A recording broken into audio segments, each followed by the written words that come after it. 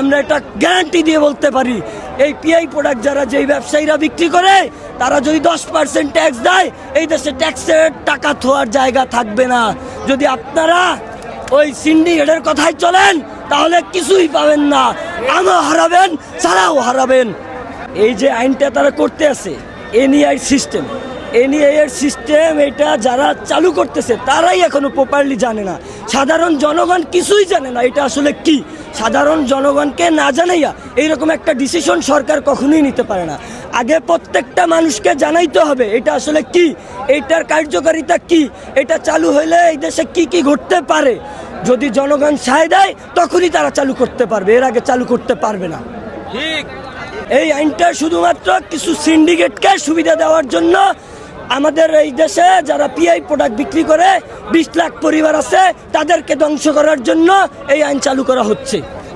আমরা চাই ট্যাক্স দিয়ে ব্যবসা করতে, আমরা সেটা সর্বোচ্চ 10% ট্যাক্স দিতে চাই।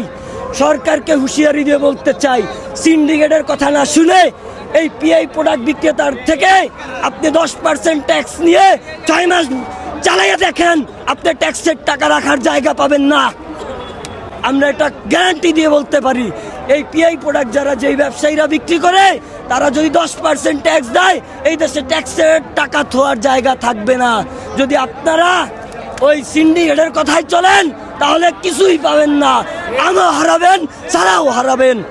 তারা বাইরের থেকে, বিদেশ থেকে তারা ব্যাকডেটেড আমলের ইন্টারন্যাশনাল বাজারে যেই ফোনগুলো আরও 3-4 বছর আগে লঞ্চ করছে, সেই ব্যাকডেটেড ফোনগুলোর পার্টসগুলো তারা পার্ট টু পার্ট বানাইয়া বাংলাদেশে কেজি দরে নিয়ে আসে, এবং তারা কেজিতে যদি আনে 10টা, তারা সরকারকে দেখায় 100টা, তারা ওইখানে 95টা ট্যাক্স বাইরা দেয়।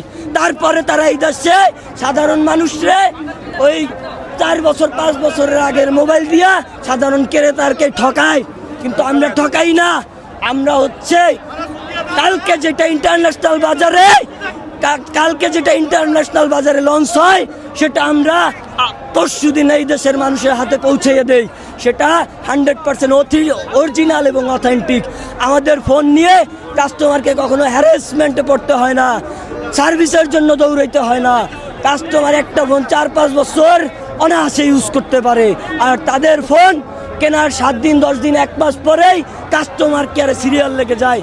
আপনি বাংলাদেশ অফিসিয়ালি কাস্টমারগুলোতে যায় দেখবেন, কাস্টমার কেয়ারগুলোতে সকাল থেকে রাত পর্যন্ত সিরিয়াল লেগে থাকে।